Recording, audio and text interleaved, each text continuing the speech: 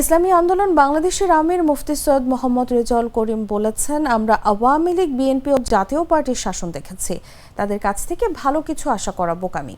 যারা দেশের টাকা পাচার করে বিদেশে বেগম পাড়া তৈরি করেছে, তাদের সঙ্গে আমাদের ক্ষমতায় যেতে চাই না।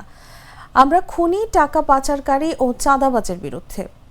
যারা চাঁদাবাজি করছে বাংলার মাটিতে তাদের কবর রচনা করা হবে। বুধবার সন্ধ্যা 6:30টার দিকে দিনাজপুর ইনস্টিটিউট প্রাঙ্গণে জনসভায় তিনি এসব কথা বলেন।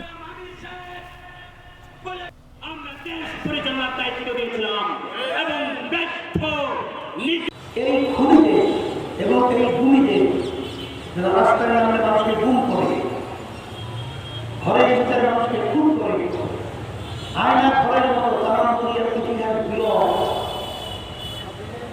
অসংখ্য জাতির চেয়েও ঘৃণিত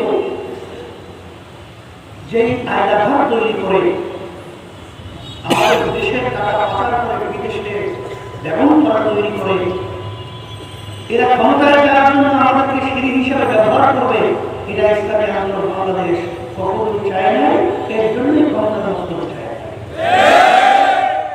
ইসলামী আন্দোলন বাংলাদেশ চায় এই দেশটা হবে একটা সুন্দর দেশ, এই দেশটা হবে একটা তারা দুনিয়ার বিশ্বের মধ্যে মাথা উঁচু করে দাঁড়াবার মতো বাংলাদেশ। এই ঈদে জামা জুতো অ্যাক্সেসরিজের ডিসকাউন্ট।